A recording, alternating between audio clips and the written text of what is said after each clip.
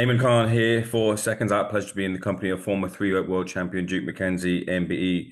Also in collaboration, Seconds Out and Jukebox. If you haven't already checked out Duke McKenzie's channel launched this past week, Jukebox, you can click the subscribe button below. It will take you directly to Jukebox. And if you turn on, you press the bell button and personalize all notifications to all, you get all the latest updates as to when Duke McKenzie posts videos onto his channel. Duke, you enjoying the launch of your channel? Do you know what? It's probably one of the best things I've done for a little while. I get a lot of personal satisfaction from it. It's nice to be. It's still nice to be involved in boxing now and be on what you're doing, the other side of the sport. You know, talking to boxers, finding out their reactions to fights, how they feel before fights, how they feel after fights. Yeah, I'm loving it at the minute. It's great. I'm sure people who are tuning in are loving it as well too. Let's get straight into the conversation regarding what we've seen just hours ago. Jake Paul and Anthony Joshua, Jake Paul, however you want to shake it up. We're in the ring and it ended with a knockout for Anthony Joshua as he marches towards Tyson Fury. But what was your take on the fight? What was your overall outcome from it? Well, you know, a lot of people are sort of jumping on Joshua's case saying, why did it take 8 rounds? Sorry, 6 rounds. Why did it take 6 rounds for him to get Jake Paul out of there? But as I stated before quite clearly, you know, it's hard to take somebody out when they won't cooperate. I mean, Jake Paul, he was running around like the road runner in that. Sorry, that's Trevor again. He does this to me every time. Every time I get on, he gets to raving up. Stop, puppy, come here. Yeah, sorry. Jake Paul running around like the road runner last night. He was a bigger letdown because he talked the talk and obviously couldn't back it up. Now, from the minute he got into that ring, to get on the back foot and just start running around was quite pathetic, honest with you. It almost reminded me of, like, you know, like when you see a fly on the windscreen and you're trying to swat that fly and you just can't get it. That's what he was like. It was like seeing a fly on the windscreen and AJ was trying to swat him. And every time he got a little bit closer, he kept moving. Then he moved again. It was quite a pathetic performance from Jake Paul, given he kept talking the talk, beating his chest, screaming at everyone, trying to convince everybody that he could somehow win this fight. But that was never going to happen. It was so one-sided. It was quite pathetic, to be honest with you. I thought a pathetic performance from Jake Paul, because as AJ said, and everybody knows, he's not a real boxer. There's levels to this game, and he was way out of his level, way out of his depth. Let's address this directly. A lot of people have been discussing about whether this was a scripted fight in any sort of way. It was vehemently denied by all parties involved. Did it look scripted to you in any sort of way? No, I didn't think it was scripted. I don't think AJ could have knocked him out any sooner than what he did. The ring, that's probably the biggest boxing ring I've seen in my life. It was huge. That's why he was able to run around the way that he did. And like I say, I don't even know what you can call it from where Jake Paul is concerned, because that's not boxing. He was just trying to survive. And when you try to survive in a fight, then the other guy can't knock you out because you're not looking to win. And every time he got close to Anthony Joshua, he'd try and tie him up and grab him. Then he just fell to the floor. So once or twice he fell to the floor without being hit, because Anthony Joshua was just so much bigger than him. And he couldn't cope with anything, really. Couldn't cope with Anthony Joshua's jab. He couldn't cope with the size difference. He couldn't cope, ultimately, with the power from Joshua. So, like I say, it was quite a pathetic performance from Jake Paul, because he was just, I can't even say he was ordinary. He was worse than an amateur boxer. And but I mean, anybody would get in there with Anthony Joshua if they was getting paid that money. You know, I wish they'd offered me that money to get in with AJ. I think I'd do a better job. At least I'd make it more professional from when I went over. Good shot though from AJ. Nice right hand. AJ did what AJ was supposed to do. Could you explain how difficult it is to catch someone who's not engaging?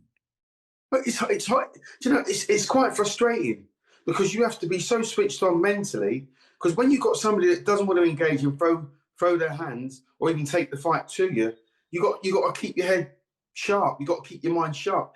And believe it or not, you can actually get a little bit bored in there chasing someone, because you go from point A to point B, you follow them to the four corners of the ring, then they go to the centre of the ring, then they go left, they go right. So you just got to stay switched on. And that's quite a hard thing to do, believe it or not. But AJ held his shape really well because he wasn't threatened any way, shape, or form. Never took a punch in anger because Jake Paul's not really, he's not good enough to do that to AJ. You know, like I say, there's levels to this game. Maybe Jake Paul might take up Strictly Come Dancing now and just do change his occupation. I will say, Duke, though, there was a couple of shots that Jake Paul did get through with. One was a big bowling overhand right, which shook the sweat off of Anthony Joshua's head in any way, sort of form, because some people will say it this way, that Jake shouldn't have been landing that shot at all on AJ. Well, one punch or two punches in 6 rounds is quite a poor return, isn't it? Like I say, he never really had any real power. He was never going to trouble AJ. And like I say, every time they got into a little bit of a clinch or an infringement, it fall to the floor.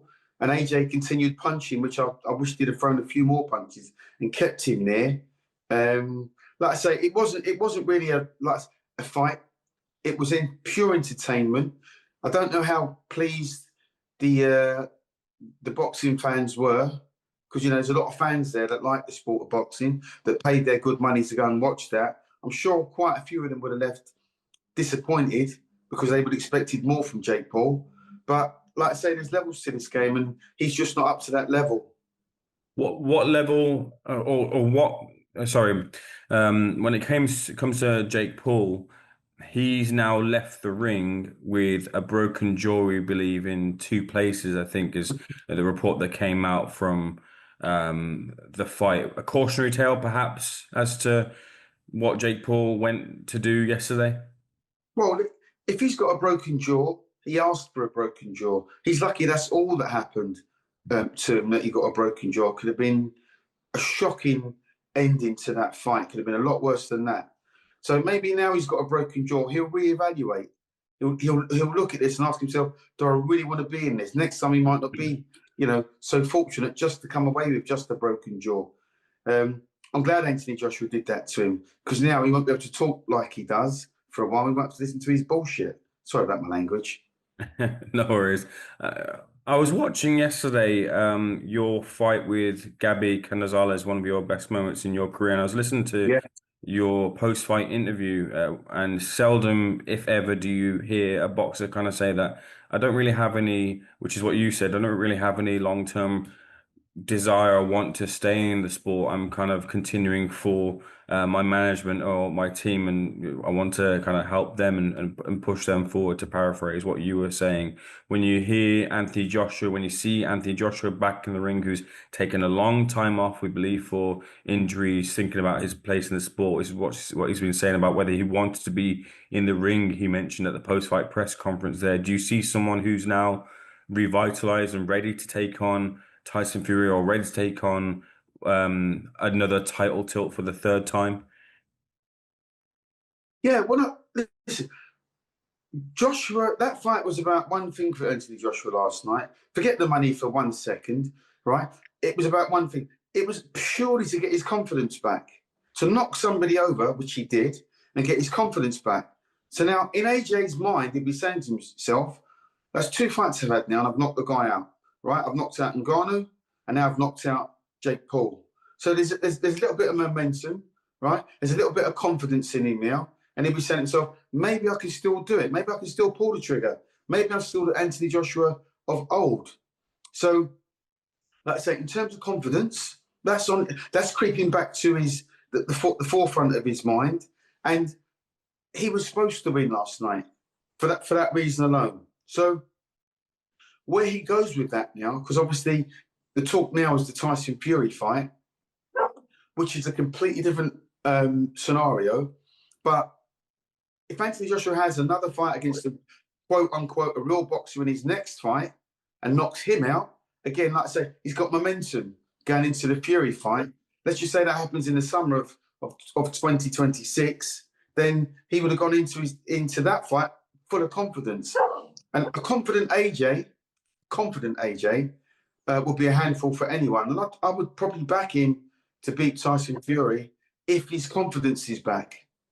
Did you like what you saw from AJ in terms of the combinations or any difference you saw from the AJ now that he's linked up with Alexander Usyk's team? But again, it's all about confidence. You know, he held his shape really well. When you know what you've got in front of you, and there's not a threat coming back, the only difference was his concentration was where it should have been, because he could hold his shape, you know, keep his hands up, keep his chin down to a degree. But again, the threat wasn't there from Jake Paul. So it's easy to do that when you've got nothing in front of you. You know, at no point in that fight was Jake Paul going to become a threat to AJ. So AJ's biggest, the hardest thing for AJ to do in that fight was to concentrate. Like saying, just keep everything real, keep his jab working, let his hands go, get his confidence back, connect. Then once you connect with a shot, it connects in your mindset. Cool, I thrown a good shot, that felt good. The other guy falls over. The referee intervenes, stops the fight. So that's a tick box for AJ. I don't really like the fact there's a lot of people saying that AJ should have got him out there in a round or 2 rounds. 6 rounds is about a fair assumption. It's a fair benchmark. You know, you can look at that and say to yourself, all right, he didn't have anything in front of him, but he's got 6 rounds. There's 6 times he's actually had to get up off his stool and go about and do what he needed to do. Okay, what about in terms of it's not the fight isn't scripted, but however, maybe Anthony Joshua held back a little bit himself because he didn't want to hurt Jake Paul, who's not from this world. Do you think that could have been a possibility? Do I think AJ held back because Jake Paul's not really? No, I don't really. I don't think he did help. I don't think he did hold back. Because, like you say, the report now is what you've just said to me about Jake Paul having a fractured jaw or a broken jaw. So you can't break somebody's jaw if you're holding back. So no, I don't think that was the case. I just think that ring couldn't have been bigger if they tried. Jake Paul knew exactly what his tactics would be going into that fight. He was in there just to survive. He wasn't in there to win. He didn't even try to win. He couldn't win. So when you know in your mindset, you know in your mind's eye, I can't win that fight. What do? I've got to survive. How do I survive? I've got to run like a thief in the night. So he did that. And when you're running around, you get tired quick. You know, when you're actually backing off, you get tired quick. He got tired really quickly. AJ's a man mountain. You know, he's built like flipping Charles Atlas. And when you know, if you're hitting a solid object, or at least pinching with a solid object, that in itself is tiring. So it's no wonder Jake Paul got tired so quickly after the first or the second round. He was always going to come unstuck. Okay, that's about the extent of my questions, Duke. Anything else? Any other takeaways you might have had from last night's action? No real takeaways from last night's entertainment. Let's just hope now that puts the lid on, you know, YouTubers or misfits or whatever they want to. Oh, just lost you.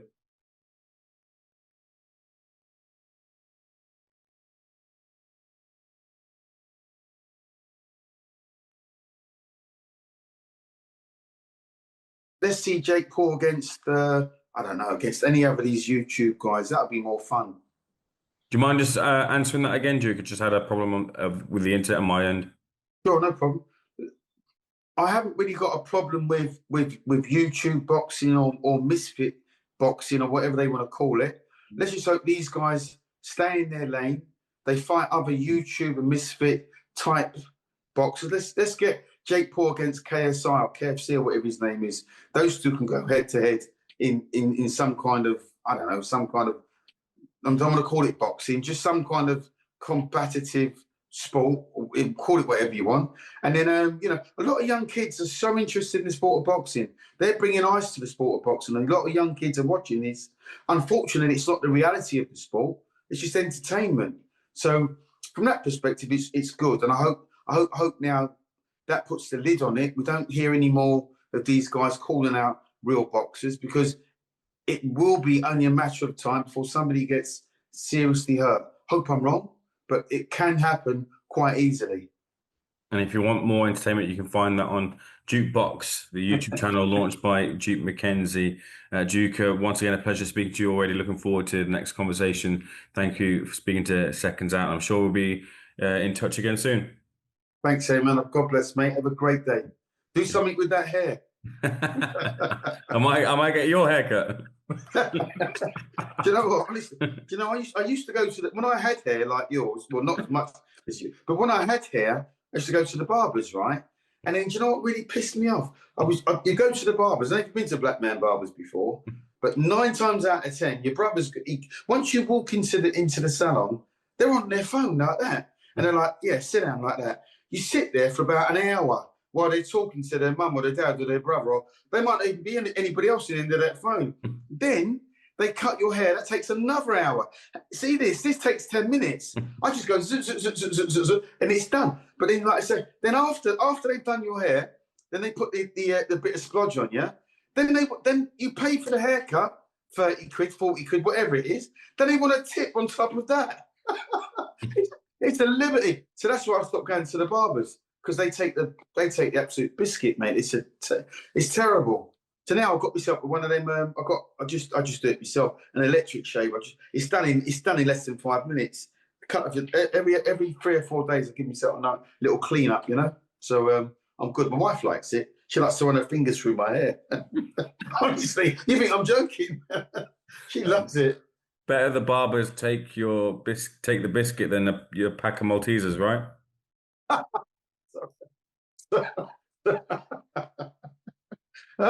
Sorry, mate. You know what? You're never gonna let me. You're never gonna hear the end of that. Do you know what I've got so many sweets from the kids from the gym. I've got Maltesers. I've got big packets of flip. I've got everything. I've got enough to last me for about a month. And what I don't understand about my gym members, they all buy me alcohol. I don't even flipping drink. I've got about 20 bottles of wine. Honestly, I might go on eBay and sell it. Put my own branded logo put the Jukebox logo on the bottles of wine and flog them off. It's terrible. Coming soon to Jukebox. Duke, pleasure. We'll speak again soon. Cheers, mate.